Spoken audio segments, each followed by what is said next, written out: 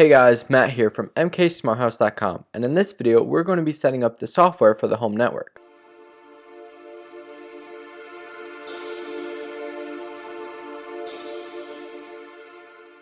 The only thing we are going to need to set up the software on the network is a computer with an Ethernet port. I won't be doing two separate videos for Mac and PC because this is mostly in a web browser, which in my case is Google Chrome. Also, when each one of these 4 videos in the network series hits 100 likes, I will release the video of setting up the home automation server with OpenHAB 2 sooner than it is planned. First thing we have to do is set up the main router, the Archer C7 from TP-Link. So we are going to take an Ethernet cable and plug it into a LAN port of the router, and then take the other end and plug it into the Ethernet port of the computer. Since I have a 2016 MacBook Pro, I needed to use a couple dongles. Anyway, then we have to find the IP address of the router. It is typically 192.168.0.1 or 192.168.1.1. But on the Archer C7, it is always 192.168.0.1. If you are on Mac, you can go to System Preferences, then Network, and look at the router field. On PC, you can open Command Prompt and type in ipconfig, then look at the router field. Next, we're going to take that IP address and put it into the address or URL bar in the web browser and press enter. The router's web page will pop up and will ask for a username and password. For the Archer C7, the default username is admin and the password is admin. Then press login. If you didn't know, this is the router's user interface and how you can configure and change it, as well as show you its status and certain information.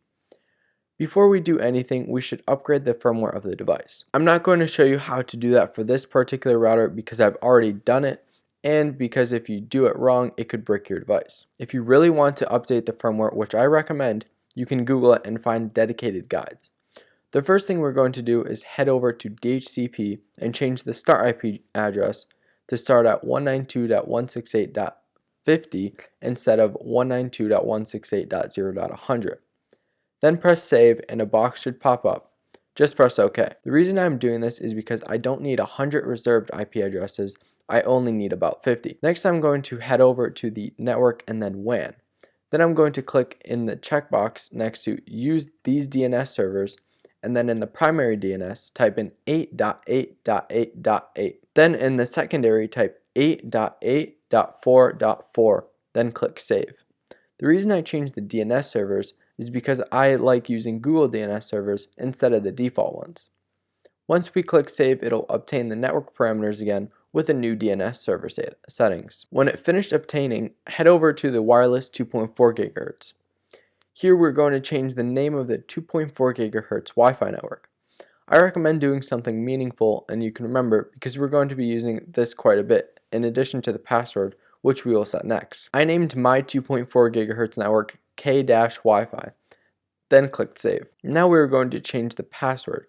So in the left column, click wireless security, and then in the PSK password field, type in a password you would like to use and scroll down and hit save. The 5 GHz is next, so click on wireless 5 GHz in the left column. Here we're going to change the name of the 5 GHz Wi-Fi network and then click save. I named mine K-Wi-Fi 5 GHz. This name should be different than your 2.4 GHz Wi-Fi network. Then head over to wireless security and change the password in the PSK password field and scroll down and hit save. This password could be the same or different than your 2.4 GHz network, but you should remember it anyway. Next is the guest network, so click that in the left column. First click the checkbox to the left of guest network 2.4G and change the name of the network. I chose K-Guest. Then later on I chose K-Guest Wi-Fi.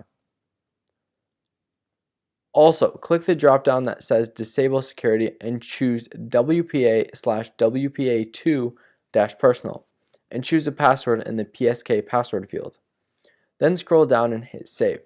But we are not done yet because now we have to set up the guest 5 GHz network. So click the checkbox next to the guest network 5G and change the name of the network. I chose K-Guest Wi-Fi 5 GHz.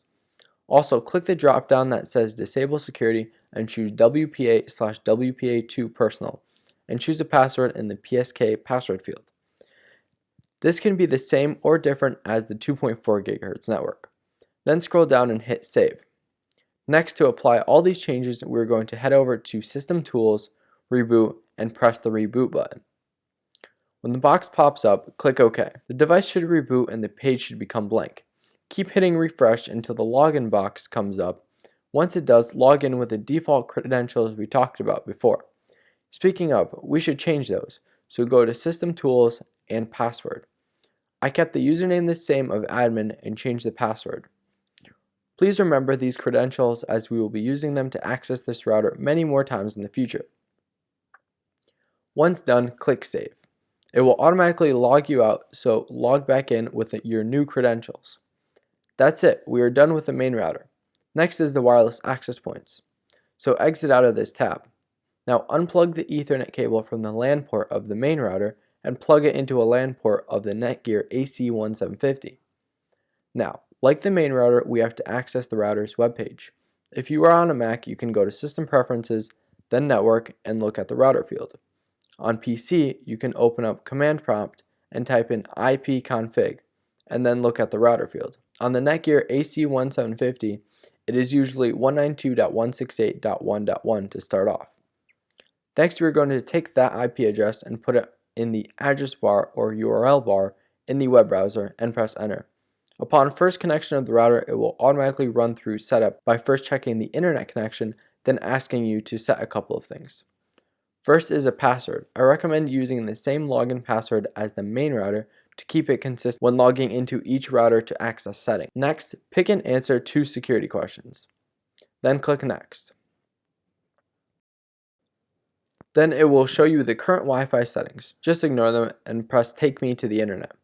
But we won't be using it as we will type in that router's IP address again to change some things. There should be a pop-up box asking for the username and password, so enter them and press Login. First, we are going to click the Advanced tab.